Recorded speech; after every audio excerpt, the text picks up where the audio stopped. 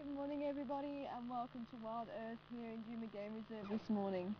We found the impala grazing and looking at each other. There's another herd just a little bit further down on the open area.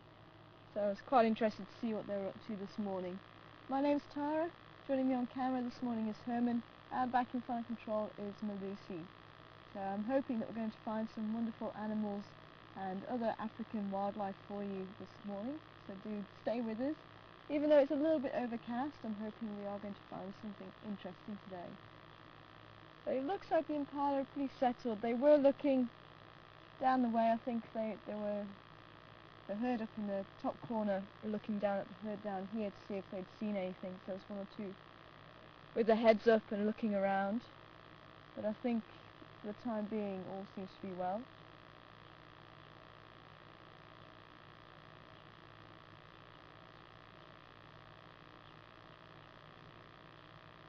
We've got quite a lot of males in front of us. There's more females up in the top end.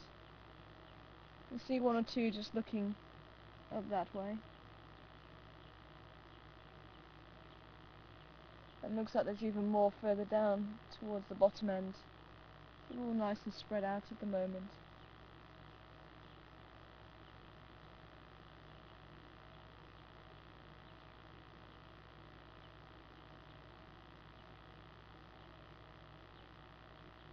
Might even be able to hear the soft bleatings of a few of the females and babies.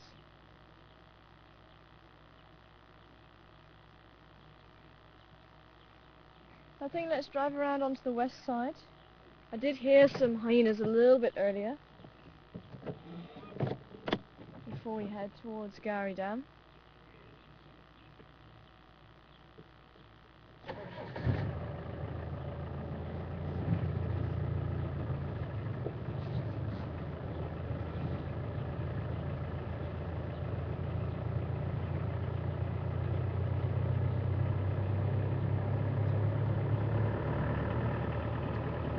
Once again, I did hear the baboons just a little bit earlier, and I thought they might be sleeping at Yuri's house where they usually sleep, and they're not there. So I think I did hear them a couple of days ago, and I thought maybe I was mistaken because we didn't see them.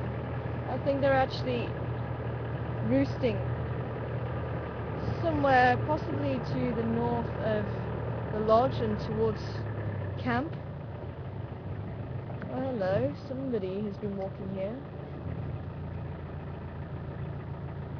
And it just looked like leopard.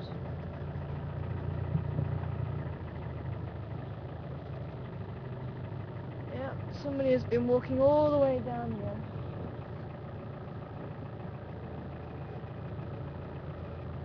I don't notice anything up where we were parked.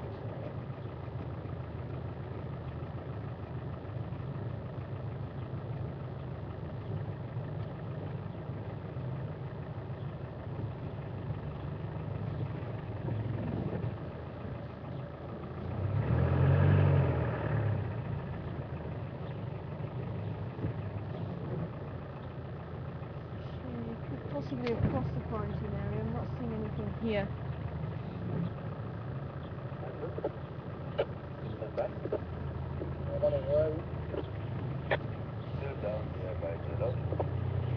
There's a French group of people here, the pop up. The troops of two. They were just walk on top of the guardian that comes down there. And went down towards the home there. Ah.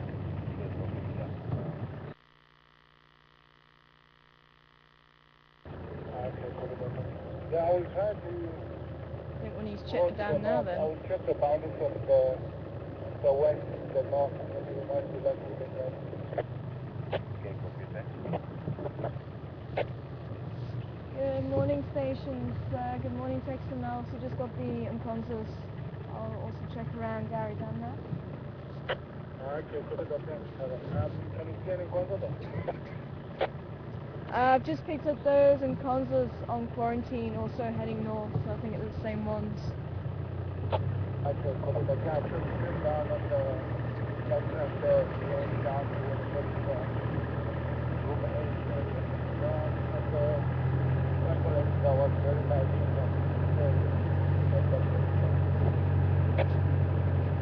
also heard the Twene just about 10-15 minutes ago.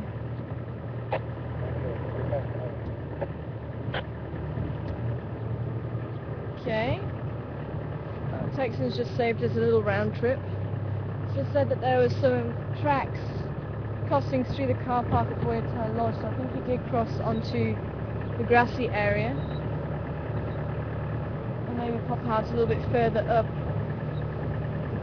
And he's just gone the whole length of the open area, gone through the car park, the lodge, and that's possibly why I heard the baboons just a little bit earlier.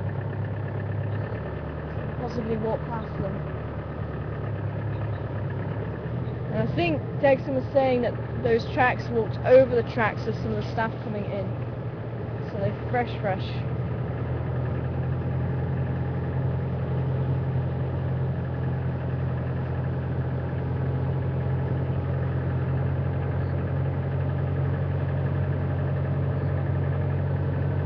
So we must have just missed him by minutes. So what we're going to do is go over the dam wall and go to Ruby Road.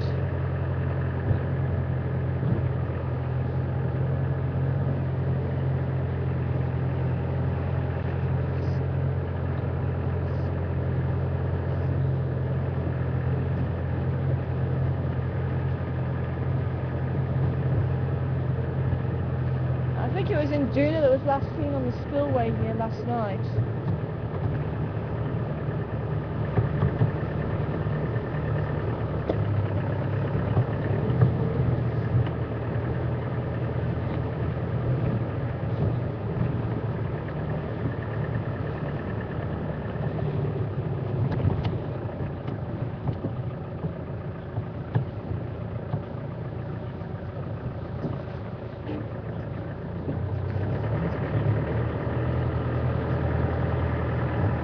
If anybody is asking about the crocodile, he was seen yesterday morning, I think, swimming around, so it could still be around here, just popping up every few days, sorry. Franklins are calling now.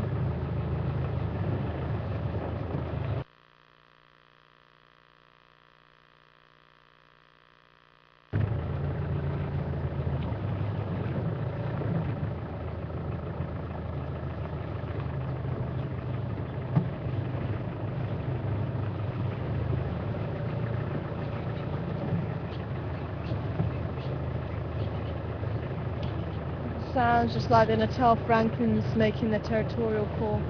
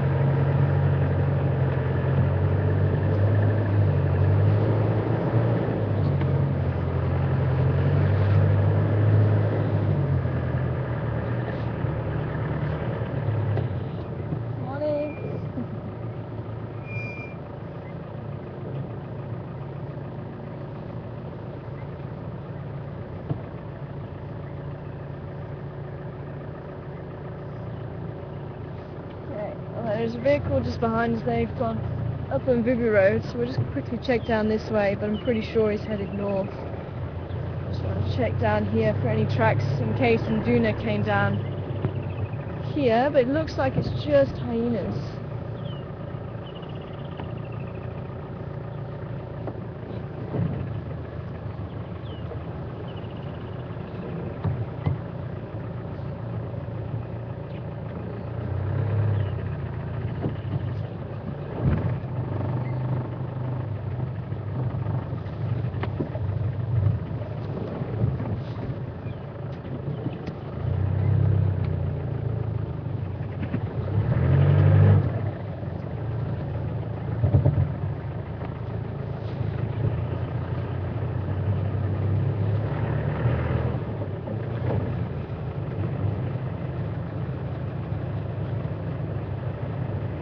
Thanks, Cheryl. Cheryl's just giving us an update. Apparently she just saw the croc just before we went live, so he is cruising around this morning. Thanks for that, Cheryl. Appreciate it. It's probably the same one that we have been seeing. About 3 meters or so.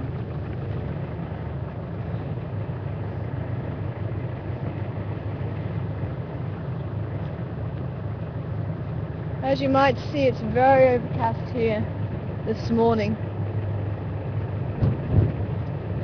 And I'm hoping the rain's going to hold off.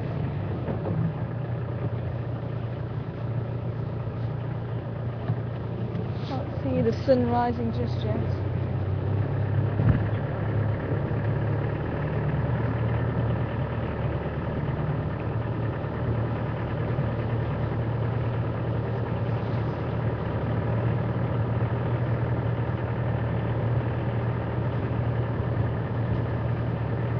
Crocodiles don't have to eat every day. They can have quite a long period of time before the next meal.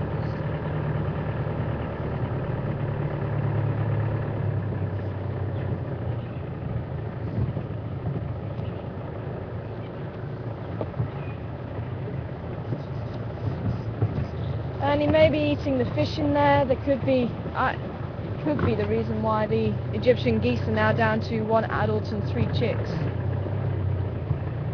Or goslings, let's say.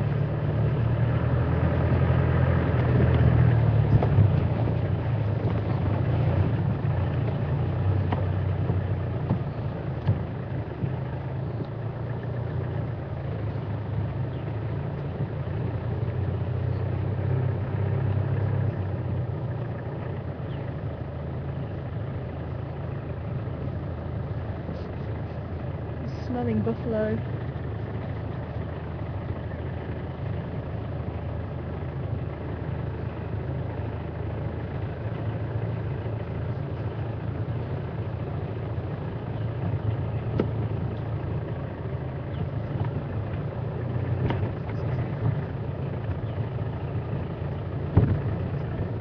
And it is possible that that's the same crocodile we saw in Twin Dams. And when the Milwatu was flowing, the river that joins the 2 dams could have moved upstream, although they will cross overland. And there was quite an interesting study done. There's some crocodiles in Australia relocated about 400 kilometers away from their birthplace, and radio tracking devices were put on them. And they found that the majority of the crocodiles made the way back to where they were removed from. And that was a 400-kilometer trip. And most of them did cross around the coast, but there was some land crossing as well. So they will travel great distances if they have to.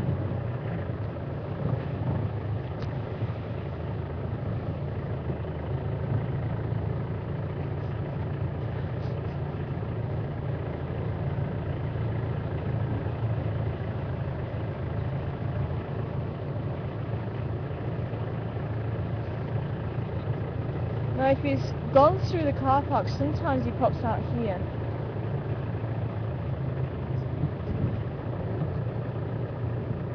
Henry might already be on the case, but it's worth just having a quick check.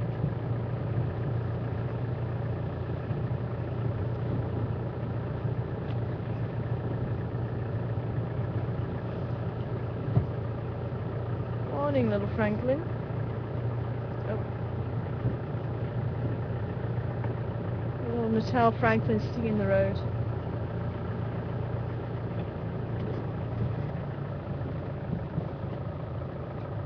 I wonder how many people were with us that day that Mishu was sitting just here, and all this vegetation was so built up we didn't see him until the last second. He's done that to us a couple of times now.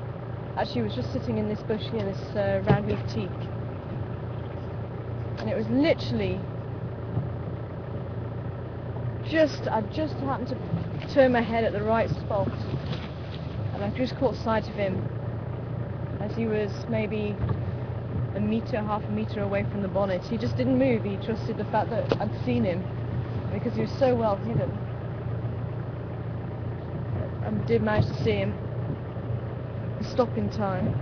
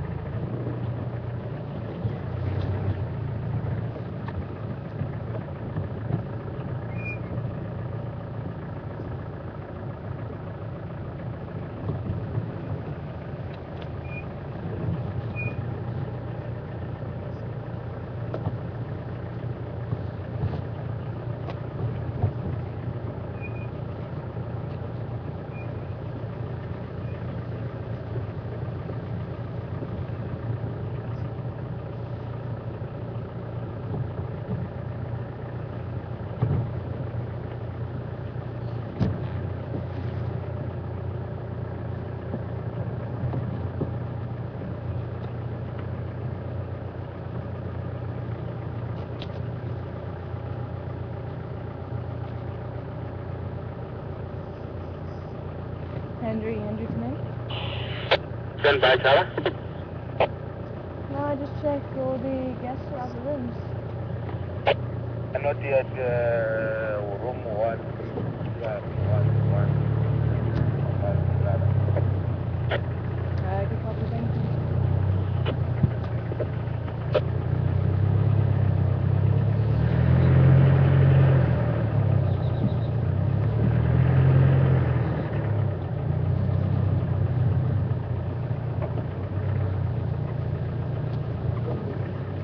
You can see how close to the lodge we get. This is the last room, room 8, but there is a guest still sleeping in one of the rooms. So we won't be able to go all the way down, but it's worth having a quick check.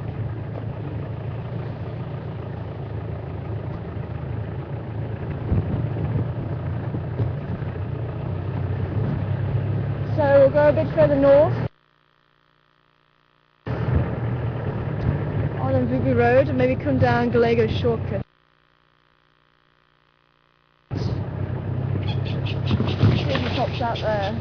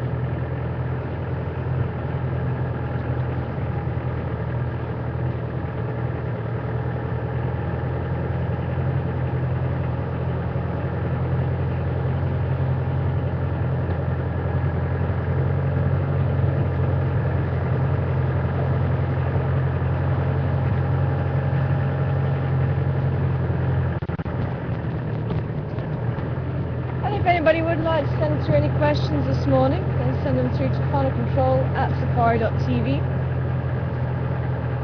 and Lucy will be able to radio those questions through, so I'll be able to hear them and answer them as we're driving around this beautiful game reserve here in South Africa this morning.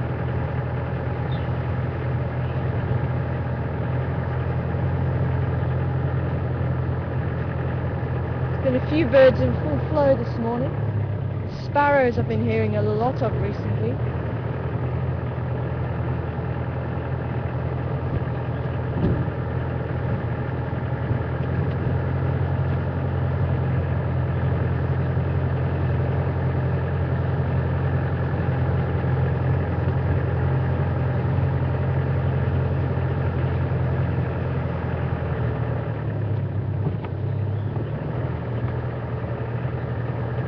Have this vision of a leopard walking out behind us. I just want to keep checking behind us just in case.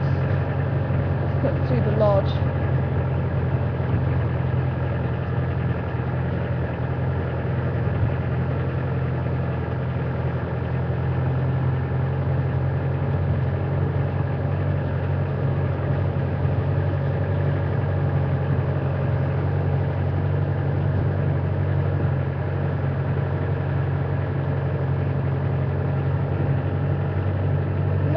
keen to come out around quarantine area to see if those baboons will come out, so I think they must have been roosting north. Maybe just around the staff village, or even just by our camp. They didn't sound too far away, that's why I was convinced they were actually sitting at Yuri's house. When we drove out there, they weren't there.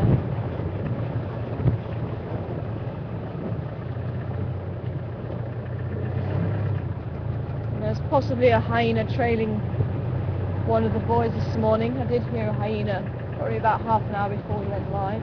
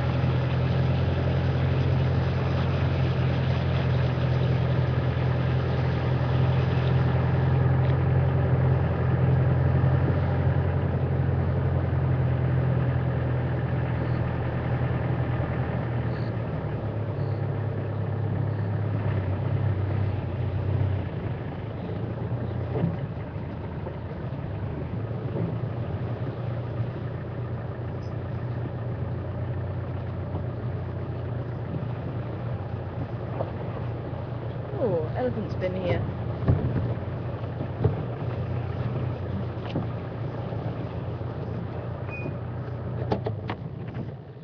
I'll just move this out of the way.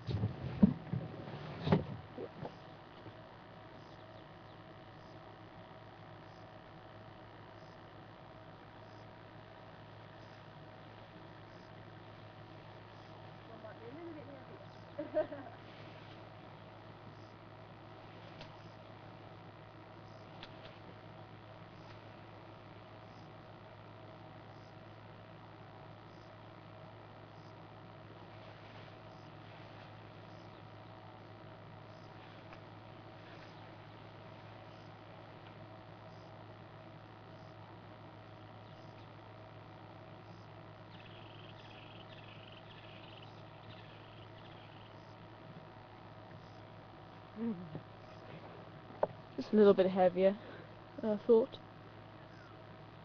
One of these days I'll be as strong as an elephant. Maybe.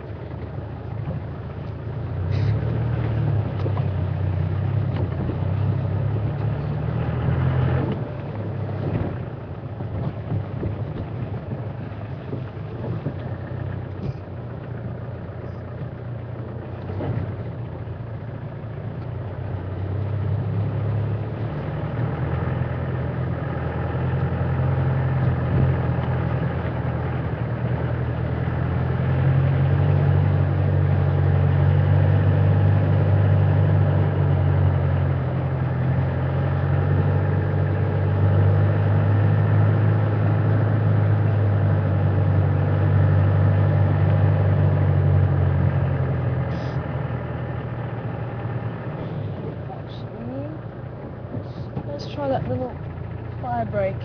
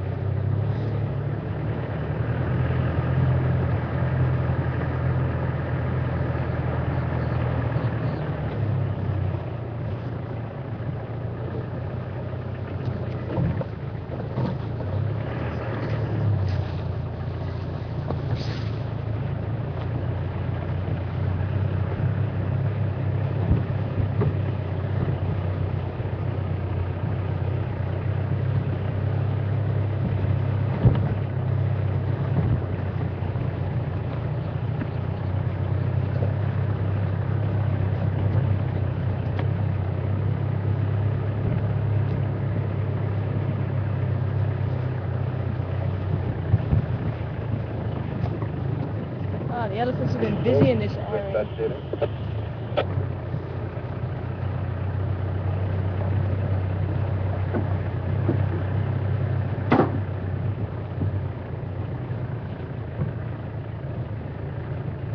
The spiders are all out in force this morning.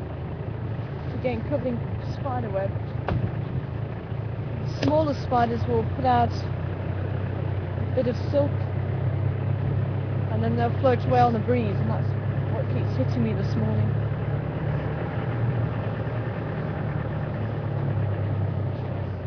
Called ballooning. So if you've ever wondered how spiders get around and how they get into strange places, that is how they do it.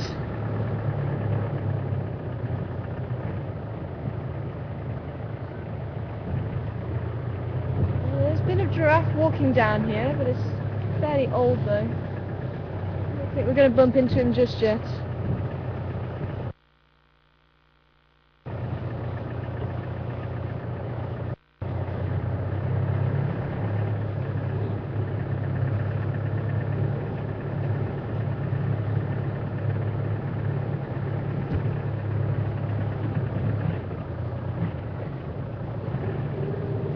Hi Donna, good morning to you. And you'd like to know, is there an age where a female leopard won't conceive anymore? As far as I know, there isn't, Donna. The oldest leopard I think on record here in the Sabi Sands at the moment is, I think it was actually Whitecloth. I think she was one of the older females on record. And unfortunately she died not because of old age, but because she was defending her son. Oh, I don't think I'm going to get through here. There's a very deep rut there. Let's turn around and go back. I actually thought we were further along than what we were. And I think she got up to about 16, 17 years old. And her son was coming up for about 2 years at that stage. Just a little bit younger than Misha and Induna actually. We see him occasionally. Last time we saw him, he was looking for tidbits from Induna. Induna was not having any of it. And that was when he was sitting just outside camp actually. He was barely 60, 70, 80 meters from the entrance to our camp.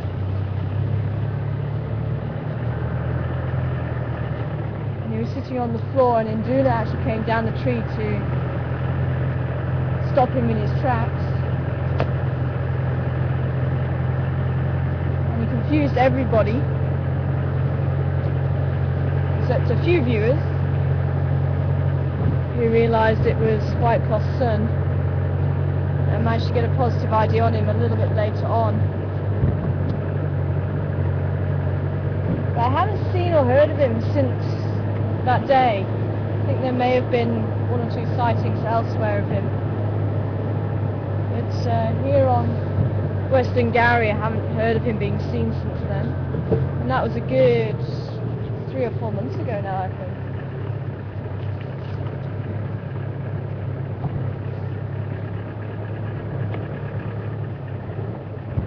So when the leopards are getting into their late teens, they're doing extremely well.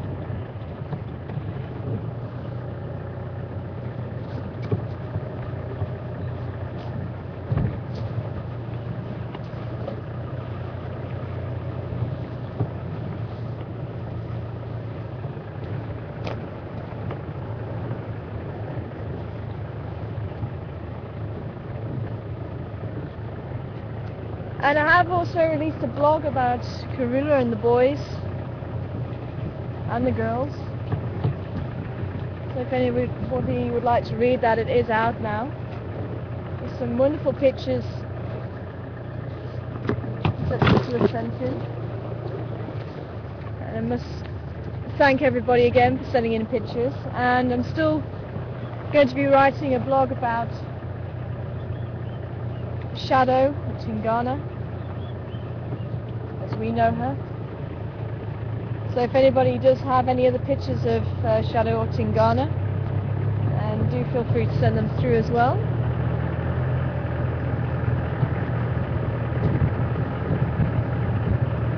But I was just working out how old Karuna would have been when she first had cubs, and she must have conceived when she was just under 2.5 years old. Which, even though leopards are capable of, as it shows, it's still pretty young. And that could be why Karuna is so small. Could be possible that it stunted her growth a little bit.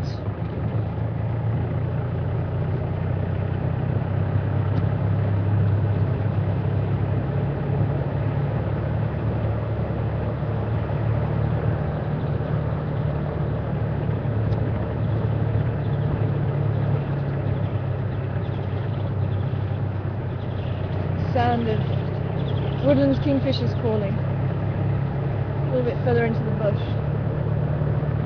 If you think about Karuna's daughters, they're about 4 years old and they've only just had their first litter.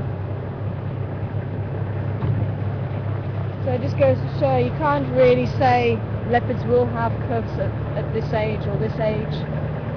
It really just depends on circumstances. They are capable of breeding at 2 years old, but they're more likely to breed maybe about 3 or 4 years old.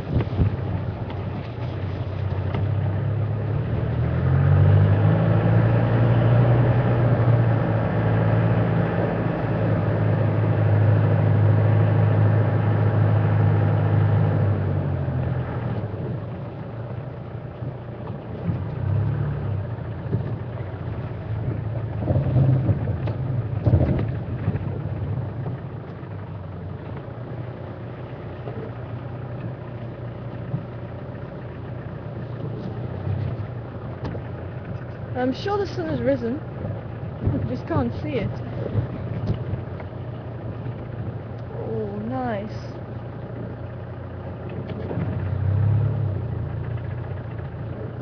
You think you're able to get the little blue flowers?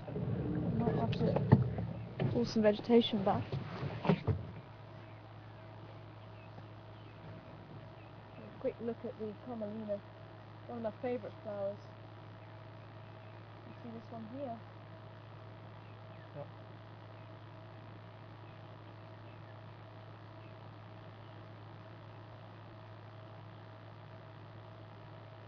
There's quite a few different subspecies of Commelina. It's difficult to say exactly which one this is, but this looks a deeper blue than some of the other ones that I've seen. So this could be bengalensis, but it is difficult to say. I wonder if anybody knows exactly which subspecies this is.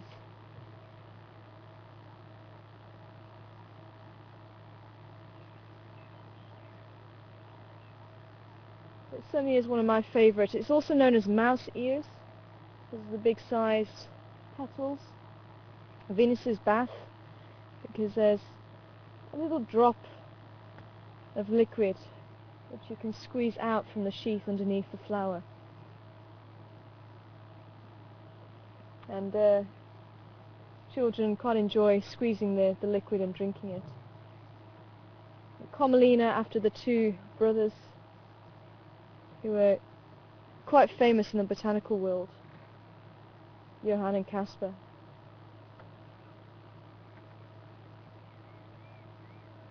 So quite a few names of this little flower. Wandering Dew is another name, and it is found elsewhere in the world. There's also different colours, yellow, Commelina, quite a beautiful. Nothing but 60. Johnson, there's Gata heading in a southerly direction. If you see the plane, I'm going to be following up. So copy from Gilbert. Just keep us updated. Yeah, that's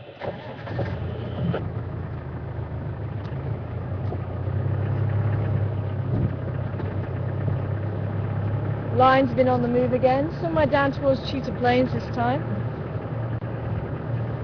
Just saying there's some lion tracks, didn't say which lions though.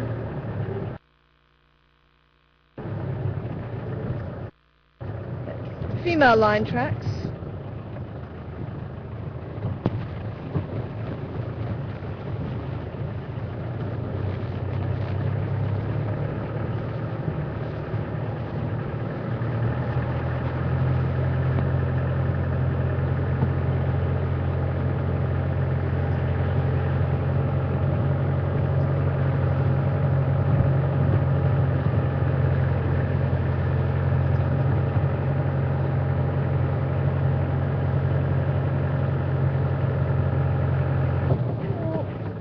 Sorry, Herman. Sorry, Spider.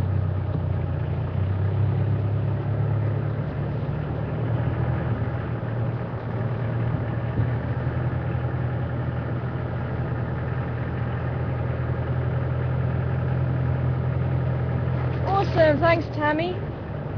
So it does sound like the crocodile's out on patrol. Apparently, he was just seen on the waterhole channel, very close to the camera. Well, we're slowly making our way back that side. I do want to cross over and head south from there. So we'll have another chance to see if we can have a look at it. But it's so difficult to really pinpoint when and where we're going to see it. So definitely keep a watch on the waterhole channel as well. I think Mel will try and keep it. Completely headbutted that one.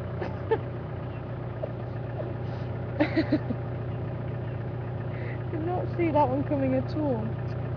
Shame. Sorry, Spider. Okay. I always forget you have to keep watching out for spiders along this one.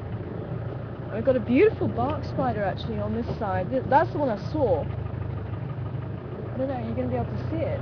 It's upside down. Let's see underneath for us.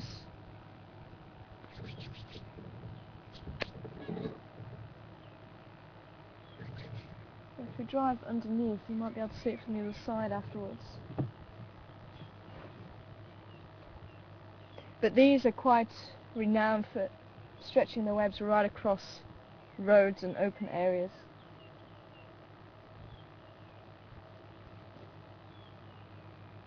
So this is different to the ones we've been seeing, the golden orbs. You can see the body's much rounder and different in colour. And it's called a bark spider because it does actually blend in extremely well with tree bark, and hence the colours to help it become camouflaged.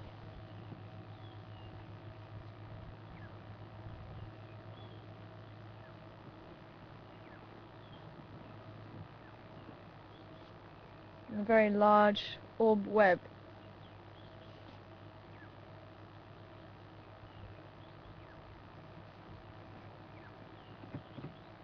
Now all spiders have venom, and that is how they digest their prey, and they actually inject the venom and it starts to digest all the insides of the insect or whatever they've caught. Some spiders eat frogs, some spiders eat fish, some spiders even eat birds. So whatever it is that they've caught, they'll inject the venom and that starts to digest the animal and then they can drink it. And that is why they do have venom. But the orb-web spiders obviously use their web to catch the prey, and that's classed in the araneomorphs.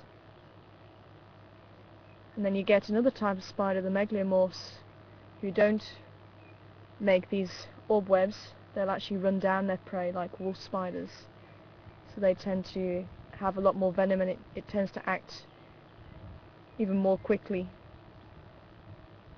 to immobilise the prey. What do you reckon, Herman? Do you think we'll be able to duck underneath it? And we'll see if we can try and have a look at it from the other side.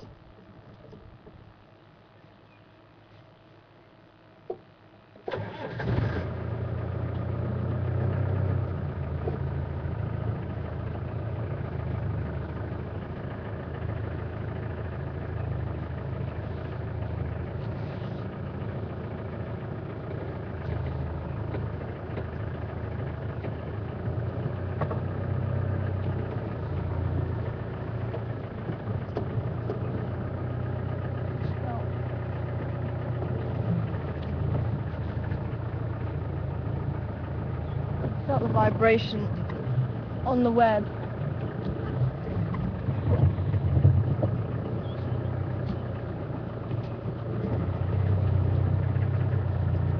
It's actually gone to the retreat,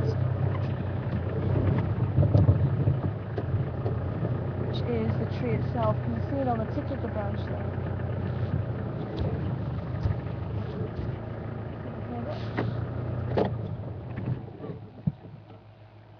Now obviously when spiders are sitting right out on the web, they themselves can become prey for other animals.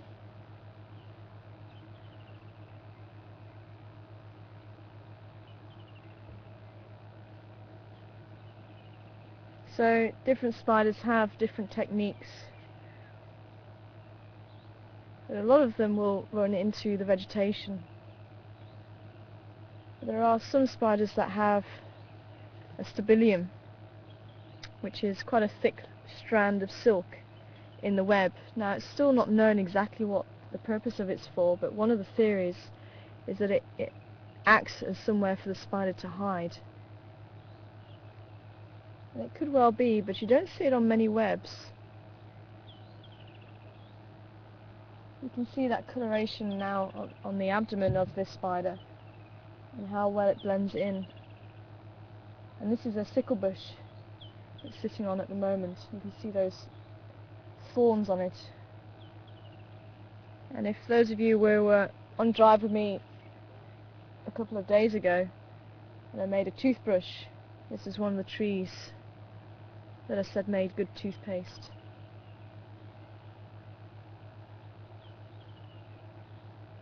And these are the trees that have those beautiful different coloured flowers on it, with the purple and the yellow. It almost looks like a Chinese lantern. That's where it gets one of its names from, the Chinese lantern tree.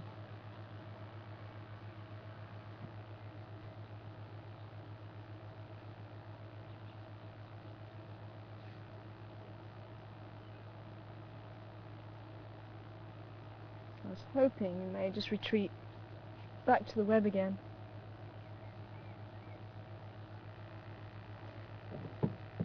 But it's not meant to be.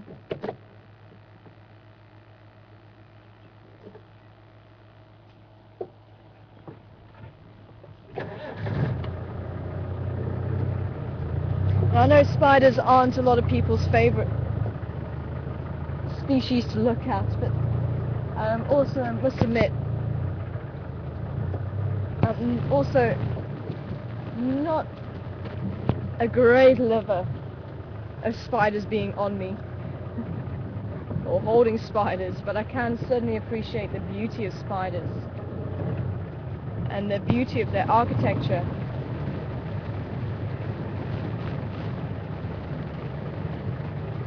So it really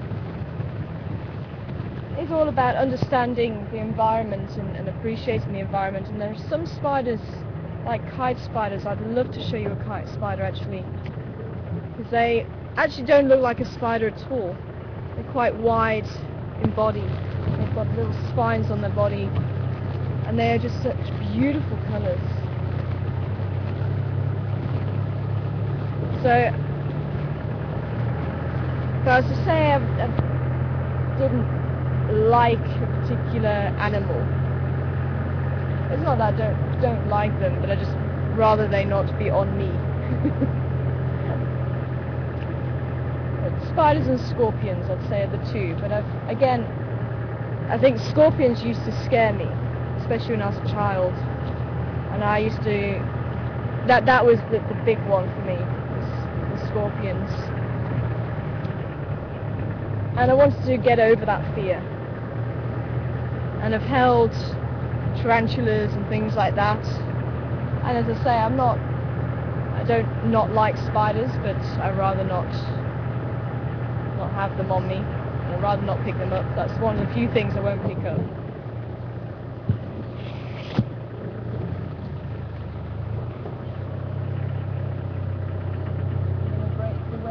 I'm not careful, there we go.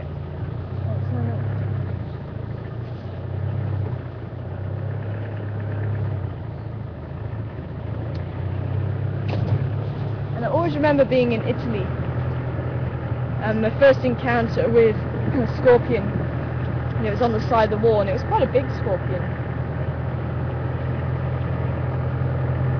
But I didn't react as badly to it as what I thought I would. I always saw them on documentaries, and I always thought I'd never want to go to a hot country because of the scorpions. That was when I was very, very small. Then I started understanding about the nature and understanding about them. But the real turning point came from when I came over to Africa, and there was a demonstration on snakes, and I went to that demonstration, and they also had a tarantula, and they also had a scorpion and a couple of other things. I can't remember now, but there was a few of the creepy crawlies. And this particular scorpion is not a dangerous one. It's a rock scorpion. And he asked if anybody wanted to hold it, so I thought, right, well, here's my chance to really get over that fear that I had of scorpions. So I said, no, I'll hold it. And I'm not joking, this scorpion was quite a large scorpion. It was probably about body length, about this, without the tail. And his pincers, he held his pincers the same width as my wrist, apart. So I said, no, I'll hold it. So I held my hand out and he put it on, and I must admit it was quite a strange feeling. And he's there talking away, and I'm looking at this thing, and it's crawling on my arm, and I'm thinking, okay, you can take it off now. But he turned around to me and said, oh, you're looking very relaxed there with this. And I was like, are you joking? But what was quite interesting as I was watching it walking up my arm, he was actually using his pincers to guide it, which I never even thought about until I held this scorpion, that scorpions would actually do that. And I always had in my head as a child that scorpions were going to sting you and you were going to die from it. That was always my thought. Or they would hurt you with their pincers. And as I say, as I was growing up and I started understanding a bit more, and especially coming out to Africa, understood that not all scorpions are going to kill you. There's only maybe a handful that are going to be medically important. Funny enough, I had one on my foot in the shower, but that's beside the point. But it's these thick-tailed scorpions that have the venom and the small pincers. They have a lot of venom in their tail, and that venom is a little bit more potent because they will use the sting to immobilize their prey. They won't use the pincers too much, they'll use it to hold the prey to eat it. Whereas the rock scorpion, which is what I was holding, has quite a small tail and very large pincers, so it's going to use the pincers to hold onto the prey and just use the sting maybe for defense or to kill the prey. So a very different way of life for the two species of scorpions. And again, the scorpions are not always ready for the attack. In fact, I've very rarely seen a scorpion in attack mode. And when they are in, or defense mode should I say, when they are in defense, the pincers are held slightly off the ground and the tail curls round, so it's ready for striking. So it's quite a different way that they use those stings.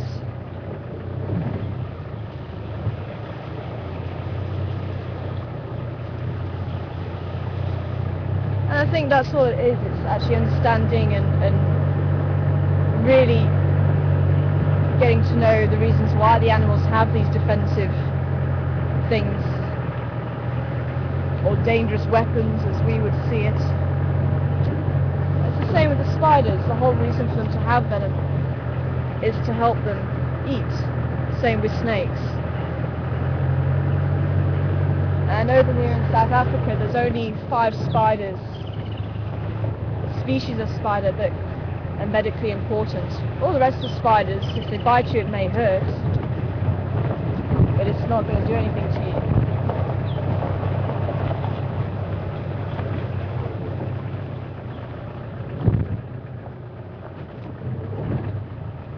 And I think I can count on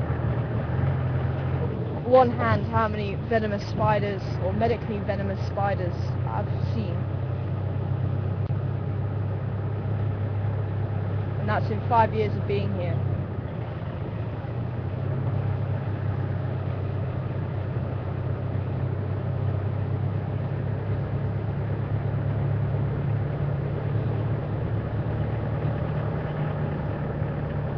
It doesn't look like our leopard's going to pop out anytime soon. I was hoping it may come out, but I think they're busy playing in the drainage line, or sleeping in the drainage line behind the lodge. This is quite a big block we walked into.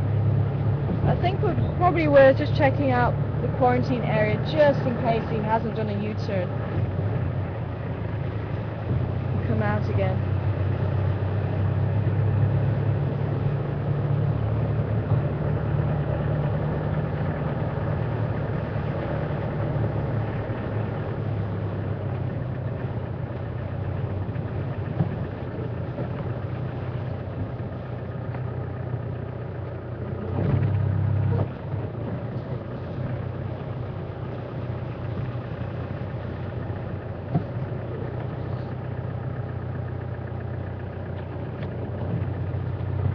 Lots of hyena activity.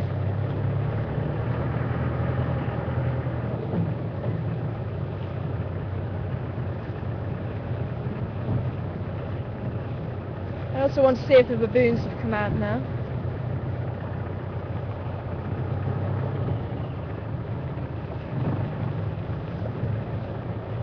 Excuse me.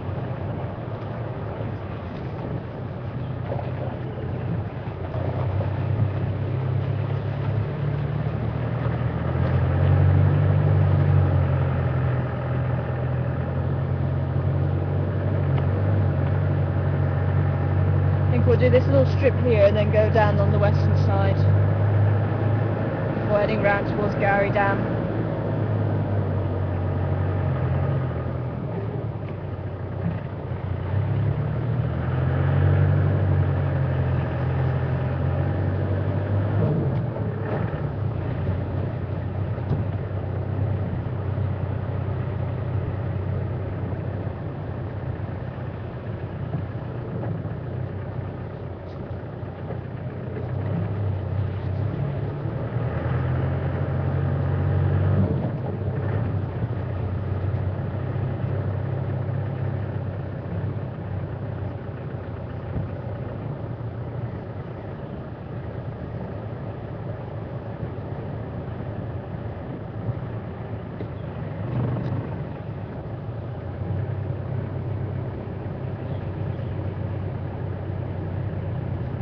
No sign of the baboons.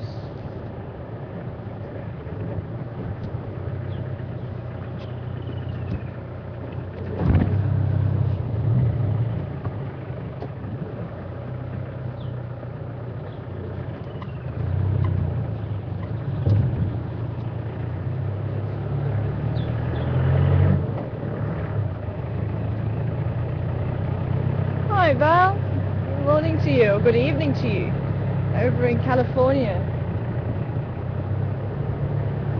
And welcome on board this morning.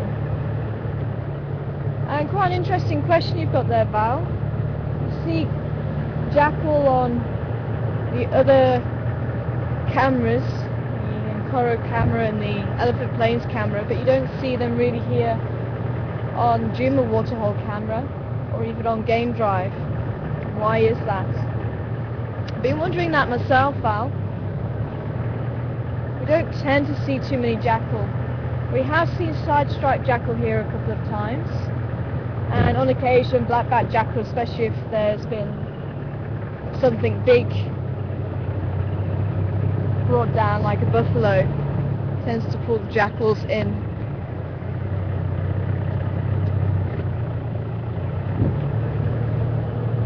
But they seem to be a lot more secretive and shy here than I've ever really known jackal. And it could be because there's a lot of other predators around. So they tend to be a little bit more secretive or not seen as much. It could be, I'm not saying it is, but it could be.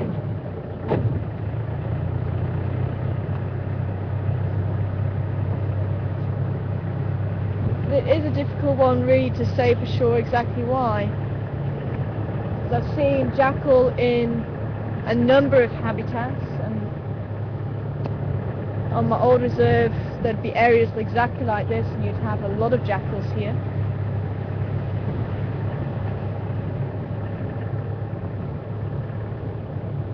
And it could be that they are here, we are just not seeing them because they're just keeping well hidden. Although we don't see many of the tracks around here either.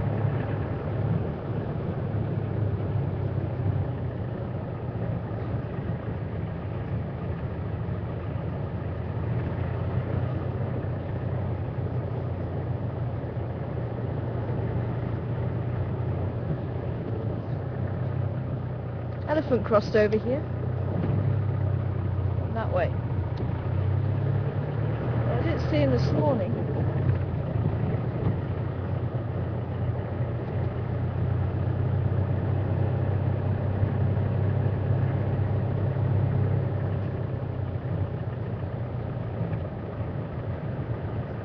And this is where the hyenas were.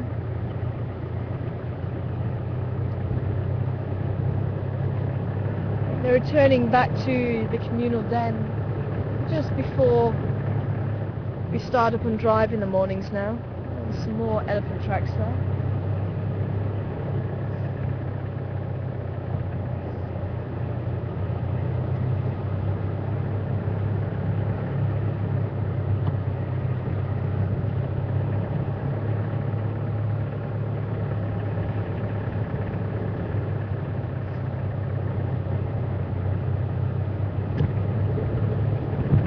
And they are actually closer related to wolves than they are foxes, which is quite amazing to me.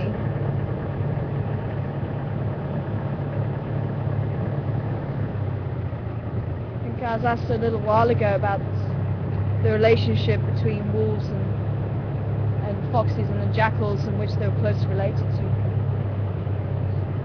And I said I wasn't sure. I thought it was foxes, and when I did a little bit more research, I actually found it was closely related to the wolves.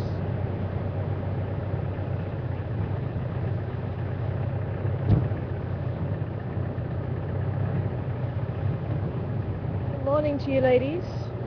Oh, we've already said good morning to you.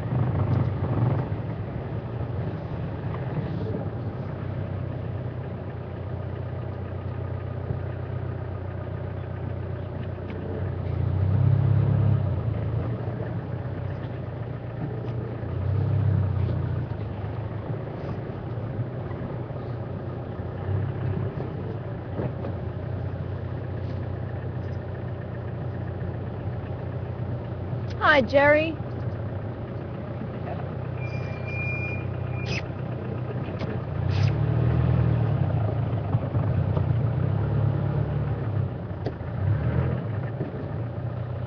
I can hear some dwarf mongoose in there.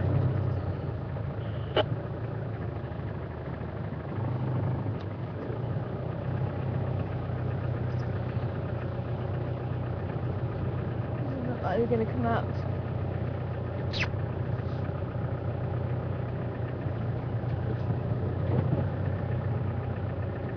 No. Well, good morning to you, Jerry. Welcome on board this morning. And I'm still not 100% certain. I think someone else was also asking the same question the other day. And saying, or asking, how old, or how big will the leopard cubs have to be before they can climb a tree to escape a predator? And I think that they probably are already trying at this age. They're about 2 months old now, but they're probably about that big. So I think they probably are trying, and they're probably climbing small little shrubs and things like that. But a big tree like this, I think they're going to struggle with maybe until about 6 months. Maybe 4 to 6 months, something like that. So they need to get probably a lot larger than what they are now.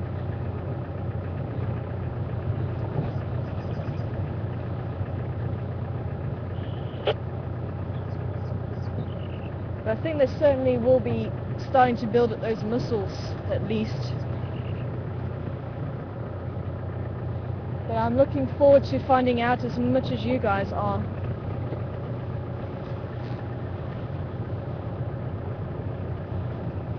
I did get sent through a picture of Induna, I think, in a tree, and he looked to be probably around 4 to 6 months old at that stage. He seemed to be quite at home in the tree. I'll have to have a double check on that date, if there is a date there or not. I think it was Patty who sent that picture through. So if anyone can help me out, give me a rough idea of when Misha and Duna started, or was seen starting to climb trees, or being quite efficient at climbing large trees. So I think it was Penny that said that they were starting to climb trees at 2 or 3 months old. As I say, I'd expect it to have been quite small trees, small branches, so they can get their paws around it and claws into it.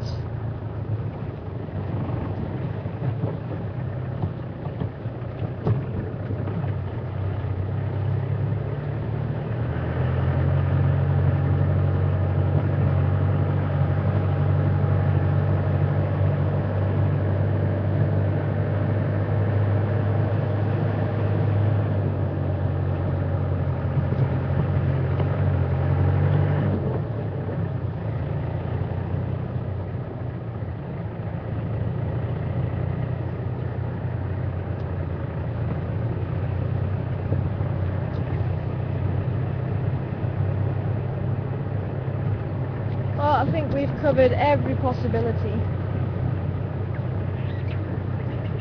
I think we might have to wait a little bit longer for the baboons to come out to play.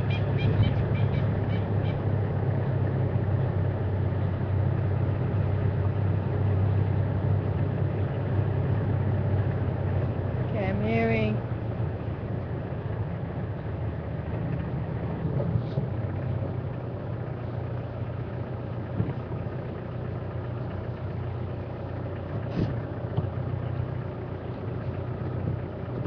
Hi, Bria. Good morning to you too, or good evening. From Minnesota this time. I'm wanting to know exactly what is the quarantine area. It's the open area we've just been driving around. And originally, I'm going to stop a little bit further on the wall, I think, and let's just have a good look for this crocodile before we head south. Head east. Haven't made up my mind just yet. Oh, there's a Birchall's cuckoo that's just landed on the road. Sorry. See if we can catch him before... Oh, just disappeared. He must have heard me.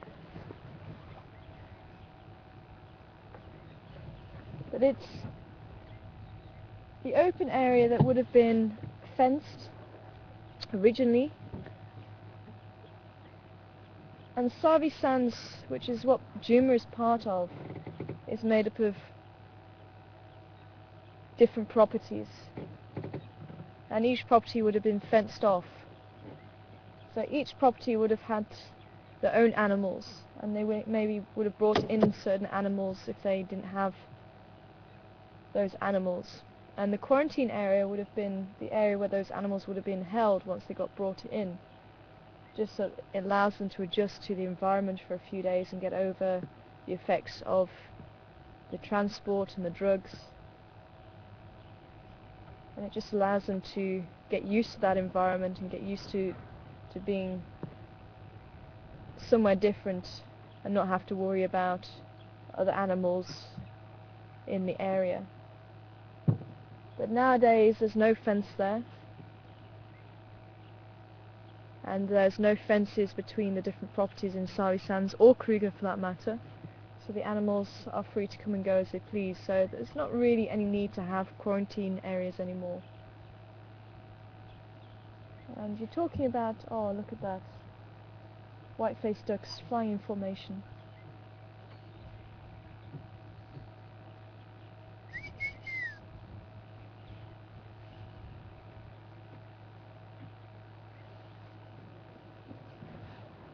So with the lack of fencing, just a fence around the outside,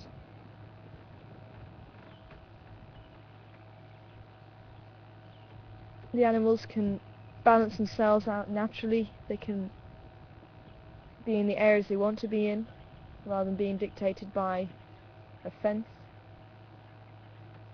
And that also means there's not too much pressure put on the vegetation. So it all starts to balance itself out in a natural way. So that's where the quarantine gets its name from, the quarantine open area. And I'm looking for any sign of this crocodile, and there's one or two ripples in the water, but it is difficult to say if that's a crocodile or not. I was hoping we may just get him coming out onto the bank.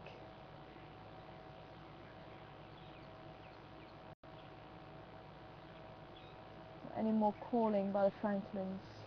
I did hear some more francolins down by the rooms, but we're not able to go in front of the rooms. There is somebody sleeping in there, so I don't want to disturb them.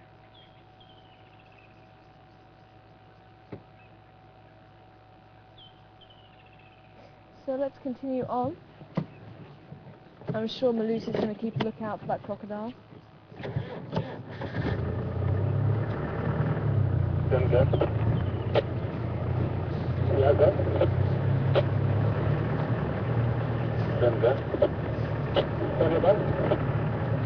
morning, how are you on your side? Quiet, I'm sure. I'm going to be bound to anything.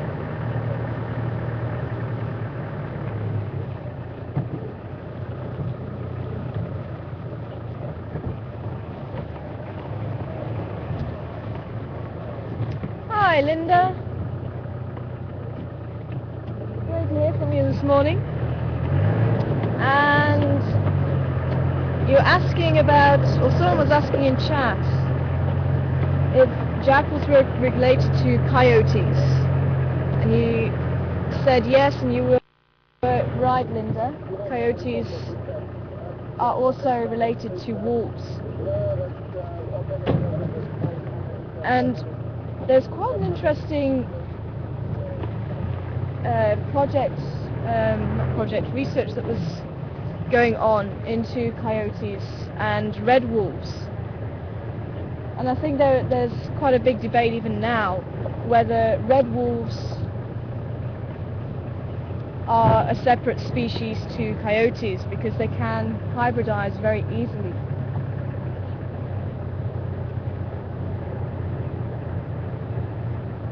So that's quite an interesting debate that's going on, and I'll have to try and read up a little bit more about it again. But I think because they could hybridize, and there's actually some hybrids that are still out there, and because they resemble, or the coyotes resemble the red wolves so closely, that's what the debate is. Are they different species, or are they just variations of the same species? Because they can hybridize, and that's what sets species apart. It's to do with, are they able to interbreed and produce what we call viable offspring? And if they produce viable offspring, then it's thought they are the same species. And this was quite an interesting one with the tigers, because tigers can interbreed and produce viable offspring. Their offspring can go on to reproduce. So there is also a debate as to whether there is separate subspecies of tiger, or whether they are all the same species. They're just regional variation, just like the giraffes. There's another debate there as to whether giraffes are also separate subspecies or not, because they also can interbreed and produce viable offspring. But there is a big variation in their coat patterns and looks.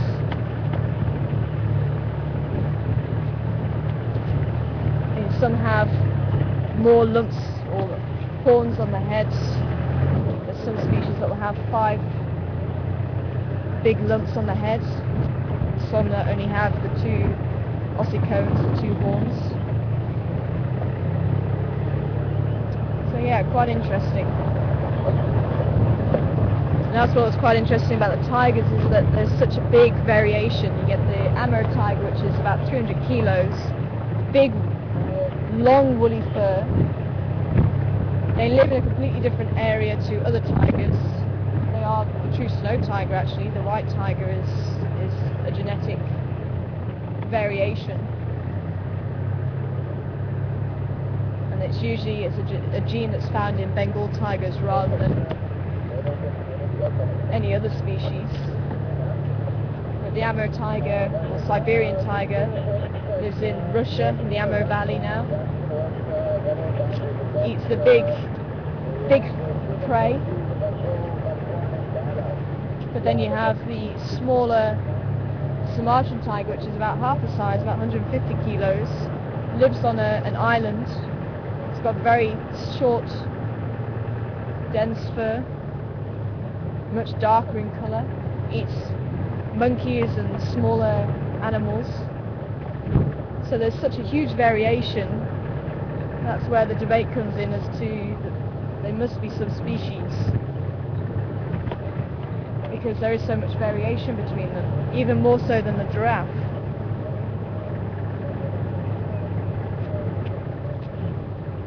But again, they can interbreed, and that's what's happened in a lot of zoos, that different subspecies have interbred, and those hybrids have gone on to breed.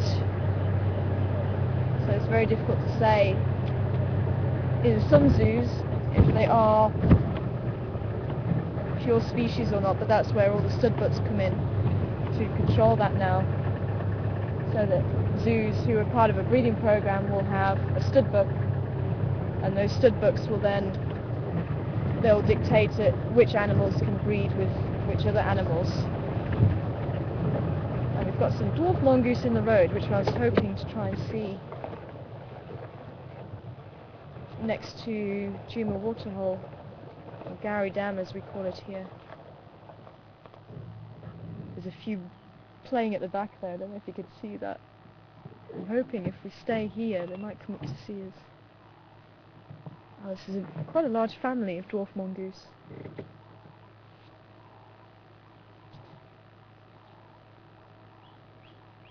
There's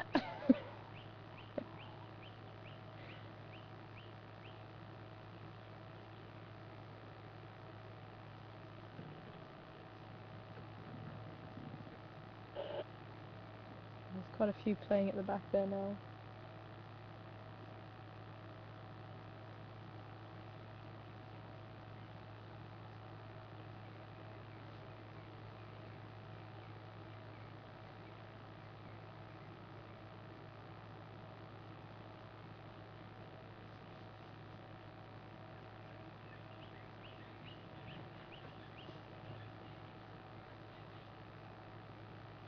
South Africa's smallest carnivore here.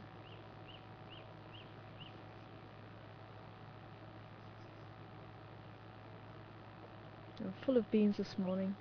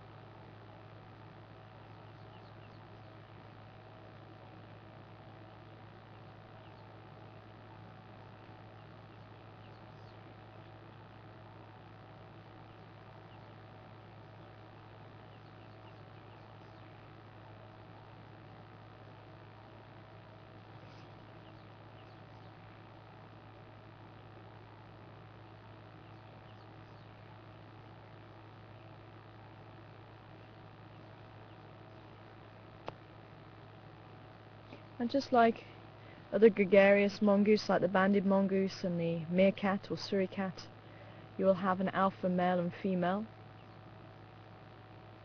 Though there can be other females that come into estrus and breed.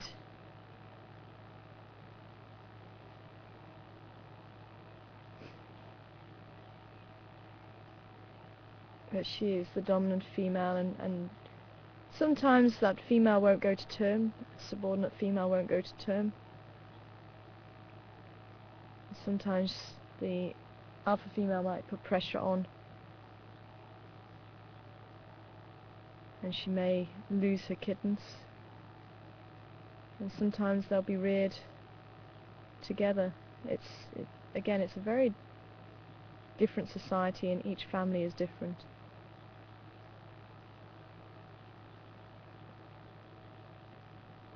And the alpha female may accept other males other than the alpha male. And the alpha male may even go and mate with the subordinate females.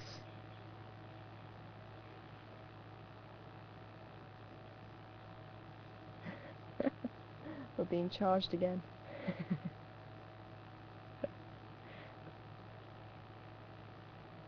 They're coming right up to us.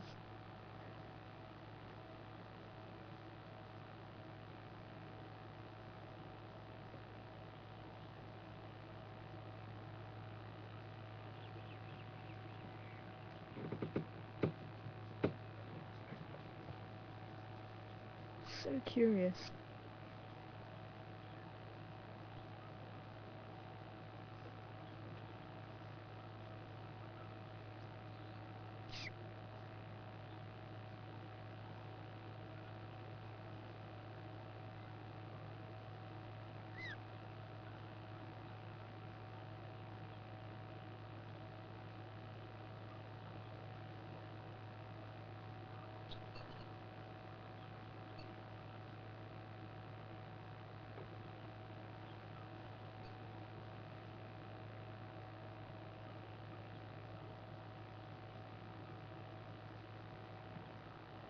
Let me fully go out to forage.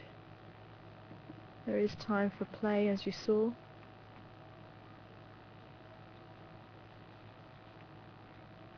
And time to groom.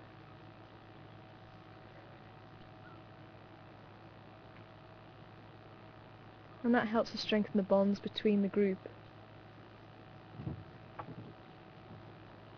I think I counted about 17, 18 individuals here. And just like the meerkats, there will be somebody left behind if there are youngsters, and they'll be left behind to babysit until the youngsters are big enough to go along and forage with the adults. They're coming right up. They're actually just here as well. Unfortunately, we're just a little bit too close probably to see them. They're all just in here and they're popping up and having a look at us. I can maybe just roll forward a little bit. They may just pop their heads out again.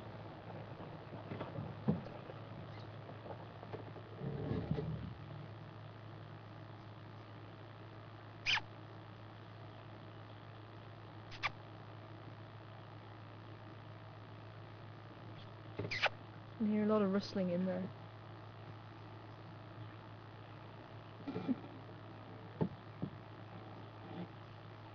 It's so inquisitive. And just like the meerkat cousins, they will eat scorpions and maybe even small snakes, insects, maybe even lizards, anything they can get their teeth into.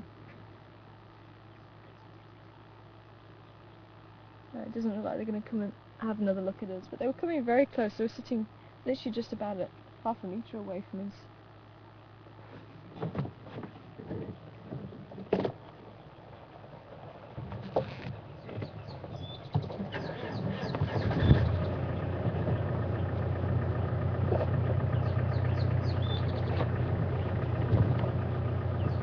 This is probably the termite man that they're using.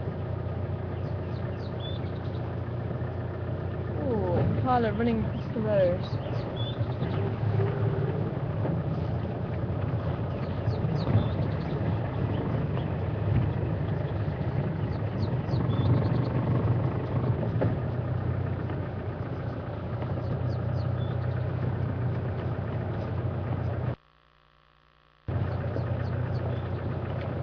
And they can have 2 or 3 litters a year.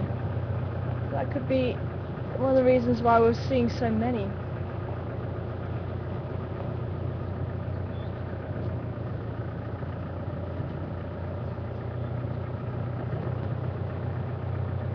Okay, impala ran that way. I wonder if there's going to be something running after them. Ah, there's some more impala here. She's impala? No, nyala. Maybe there was other nyala that ran across the road as well, not impala. I'm going to disappear quickly.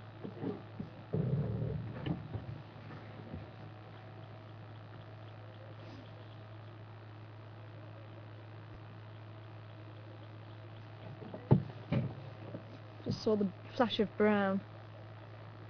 You can see the nyala have the white stripes on the body, and instead of having the two-tone colour, I'm going to see if I can pull alongside them. Maybe we'll have another look.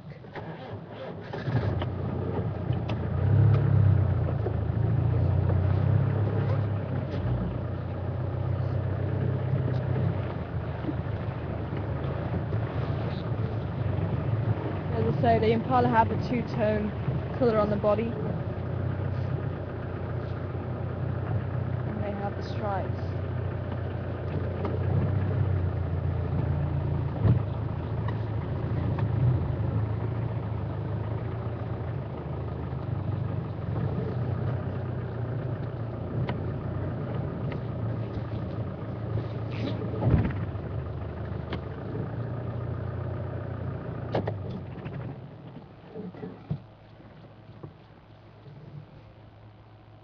But one thing I did learn the other day is that bushbuck can also have stripes, which I never knew.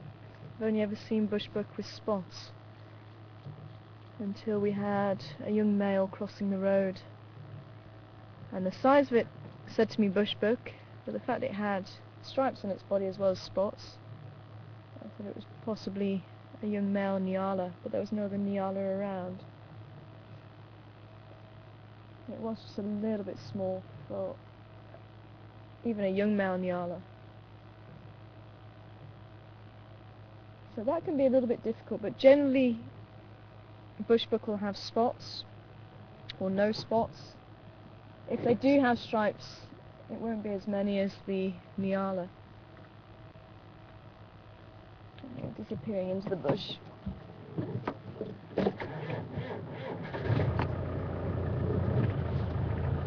A nyala tends to be a herding antelope, which is a small herd though, but bushbuck tend to be solitary. You may see a couple of females with the lambs together, or a male and female together, but generally you won't see too many together. There are exceptions to that rule. I think it was the Taba in Kruger. There's a lot of bushbuck in the Taba camp, and they tend to... Oh, hello. Waterbuck just standing there, but she's gone.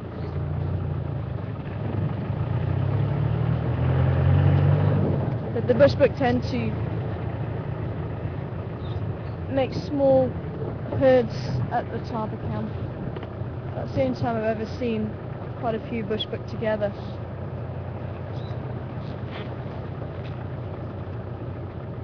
Okay, elephants were also around here. What you doing, little Franklins? Looking through the elephant gun. We'll have a quick check up towards Buffalo's Hook Dam, and then head south, I think.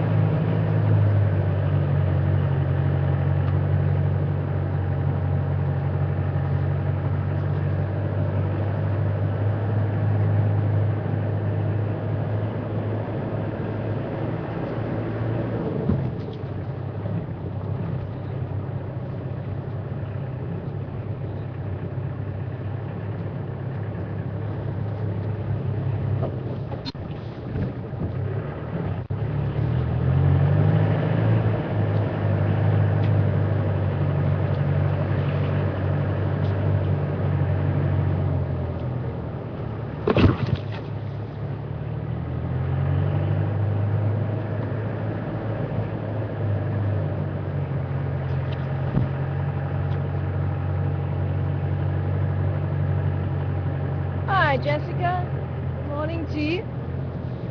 And wolf mongoose eat anything they can get their teeth into. Scorpions, maybe small snakes, lizards, insects, maybe even small rodents.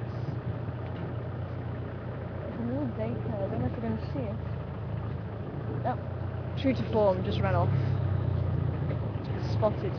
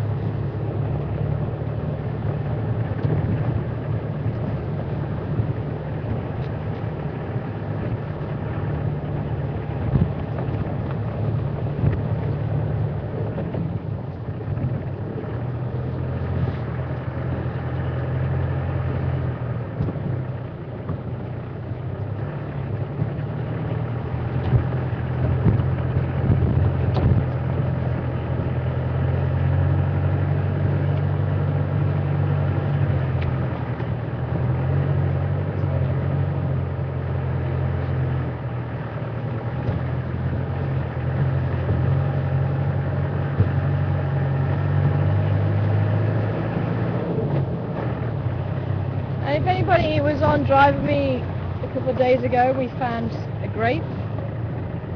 It was the Roycissus trident tartar. I should have remembered that. We used to get quite a lot of it up on my old reserve. That's why I recognised it, but I just couldn't remember which species it was. Northern Bushman's grape. It had the trifoliate leaf, the 3 parts to the leaf.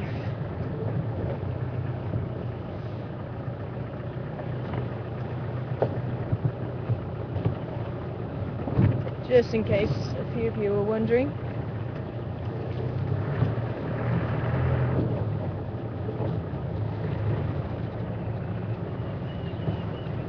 Oh, Diedrich's cooking calling.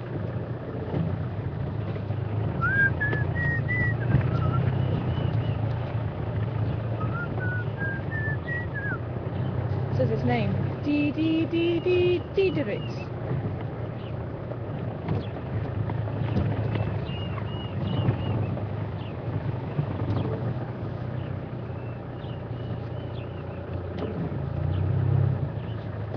Probably just a little bit too far from the bush to hear him.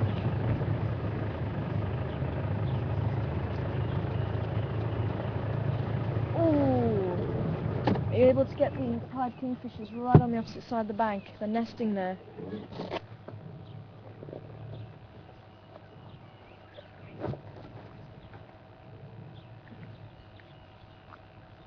Oh, nice.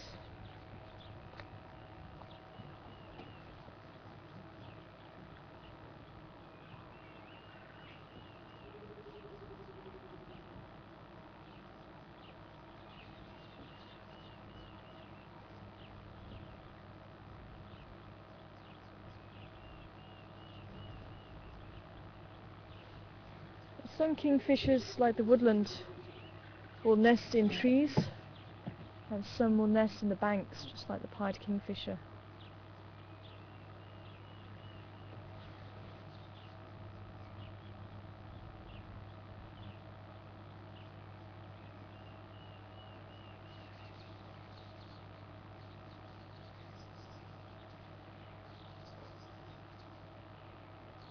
I don't know if I think they might be deciding which hole to use.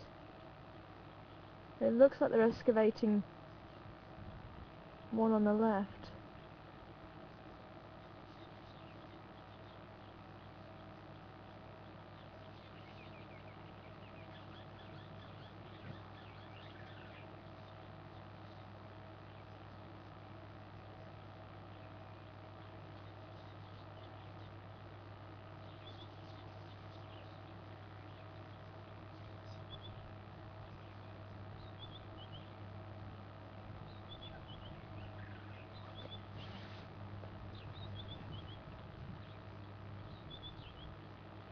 And the male will court the female by offering her fish as a gift.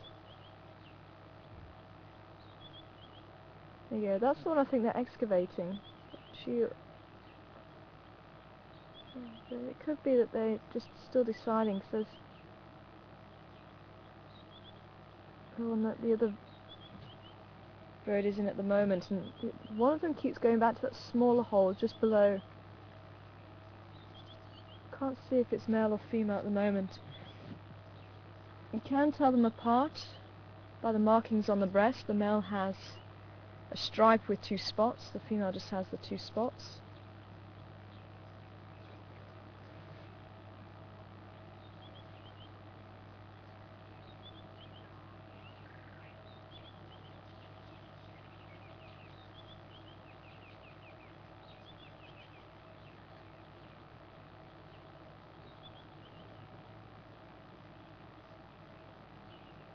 But it looks like that one to the left has been used. You can see there's a lot of bird droppings there.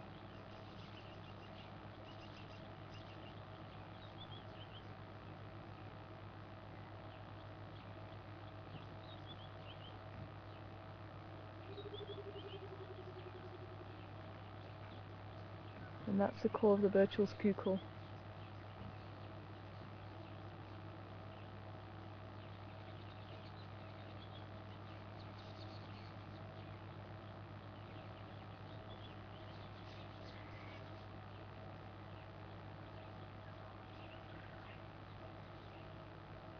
It looks like the female could be sitting outside, so it could be the male that's gone inside.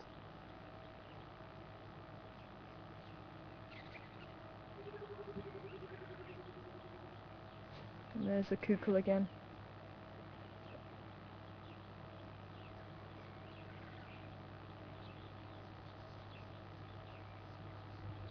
And nice, I'll have to keep an eye on that.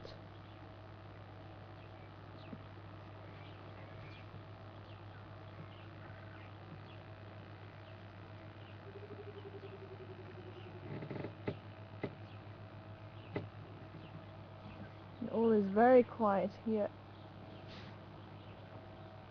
with all the weavers. Very subdued this morning. There will be little weaver bird nests above our heads, and the buffalo weaver nests.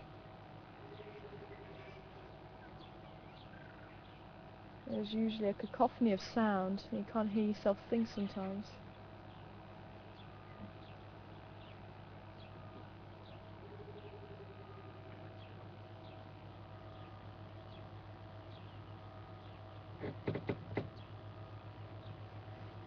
All seems to be quite still.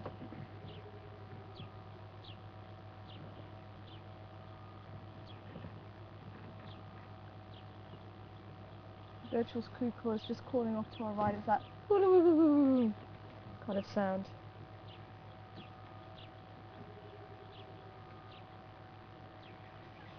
Such a beautiful call.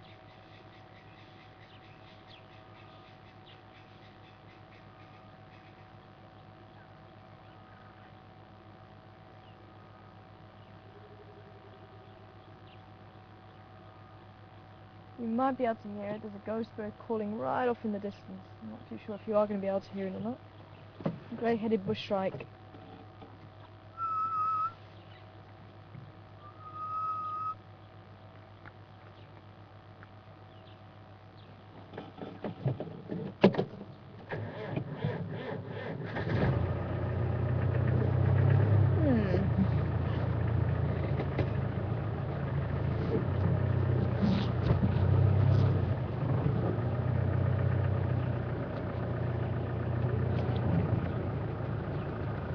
And there's possibly another crocodile up here as well.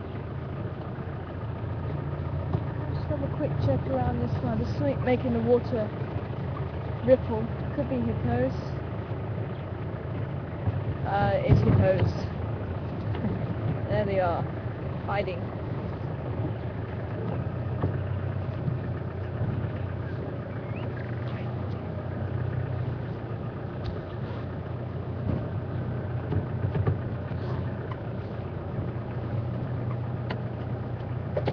Say a quick hello to everybody.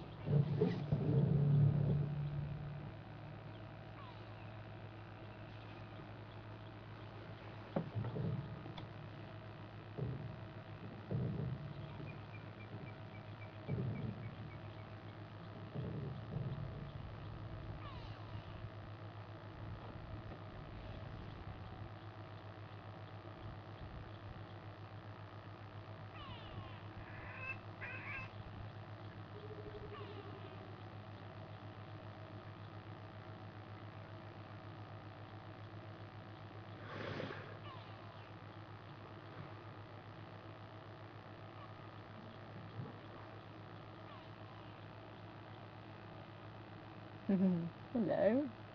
Going for a closer look.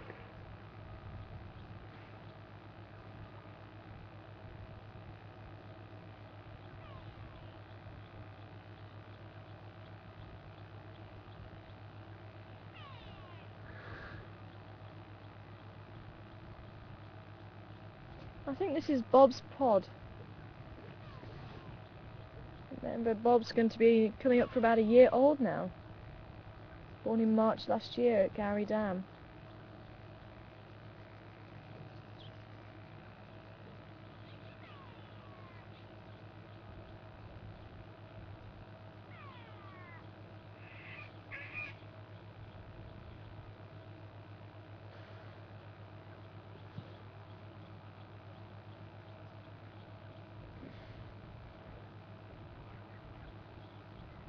They're slowly making their way a bit further around now.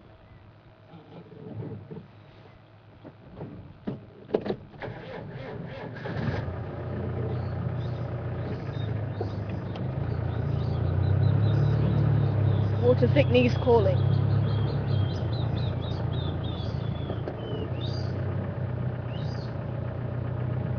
What just made you fly over here?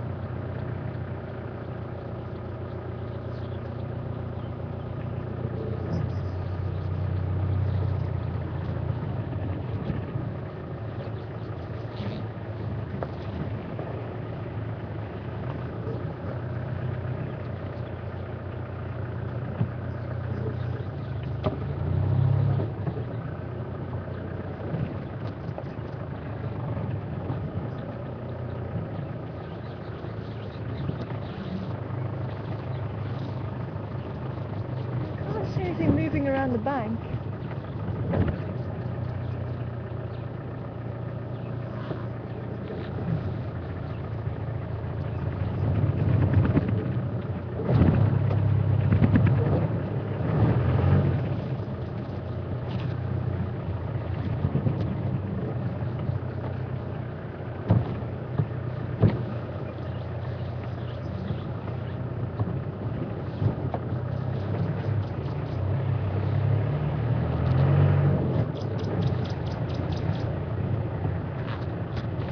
Calling flank Prinia, also calling. Tip tip tip tip tip tip tip tip tip.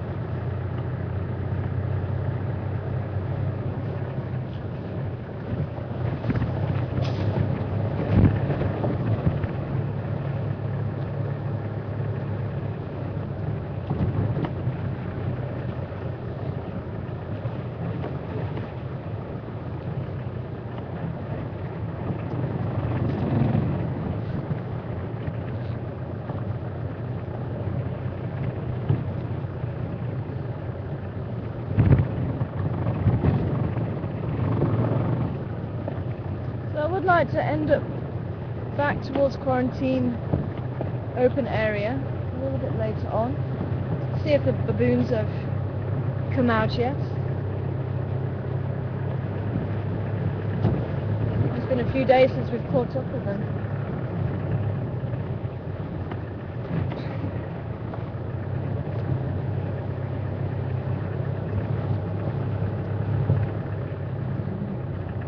I know Graham's quite anxious to catch up with them, see how they're doing.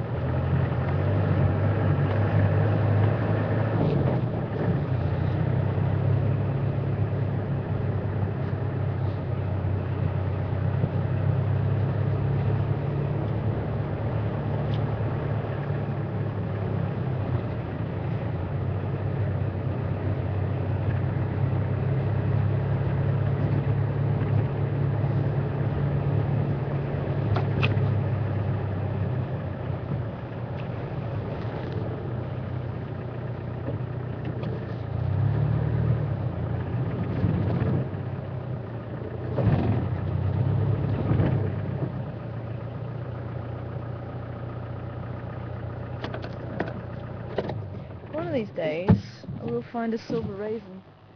Okay. Ooh, untangle myself here.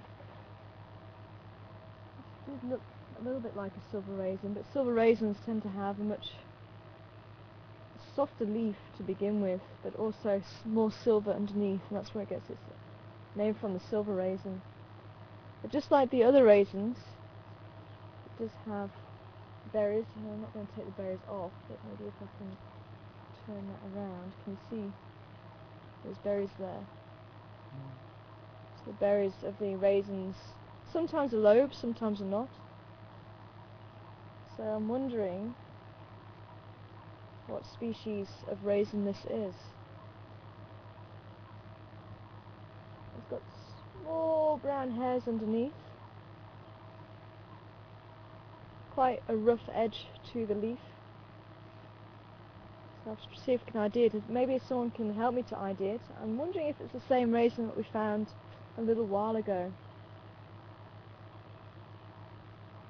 It could well be, but the fruits probably be about 7, maybe 8 millimeters in size, something like that. They're not lobed.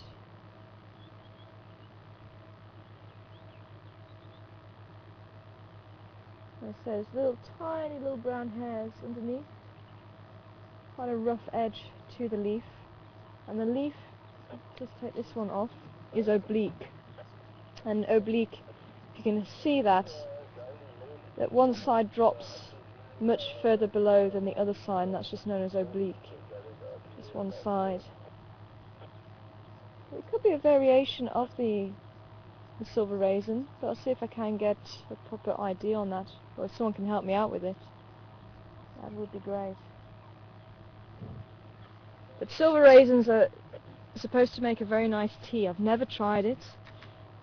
Hopefully one day I'll get round to trying it.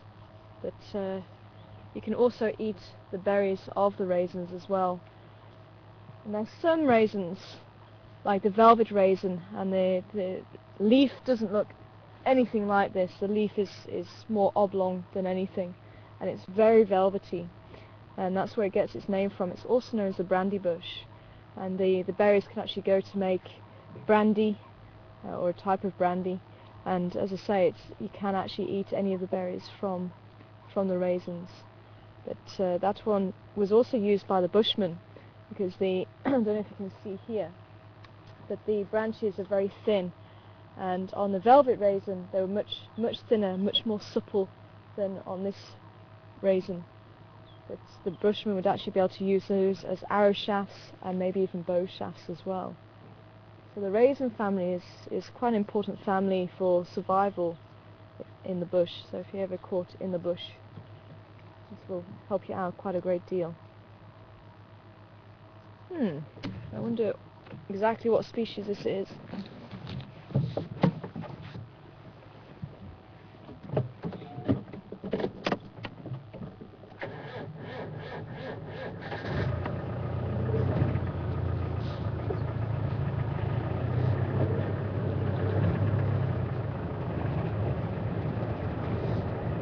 I'm just trying to recall which species it was that we found a little while ago. Could be the giant raisin, possibly.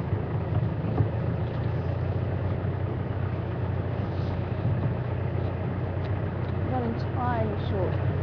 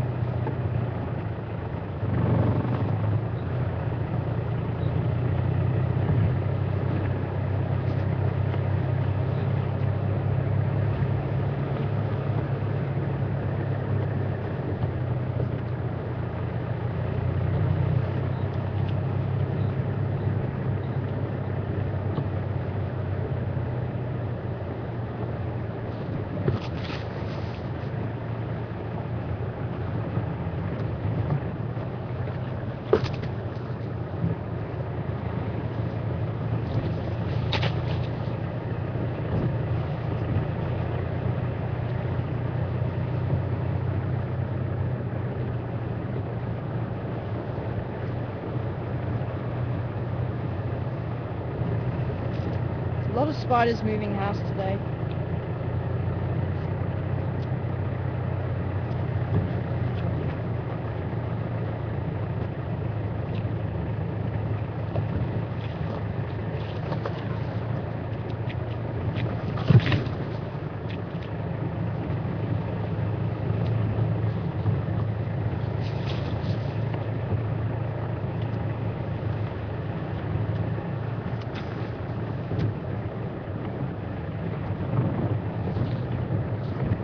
So if anybody's following us with the map, we're on Guaripan Road now. We're going to head south, see if there's anything around the dams down in the south.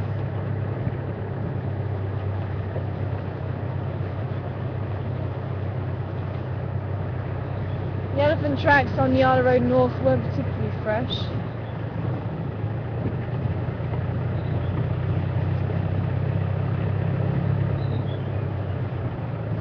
I think we'll try driving up Zoe's Road and seeing if there's any sign of Karula around there. Although, a day like this, she may be hunting.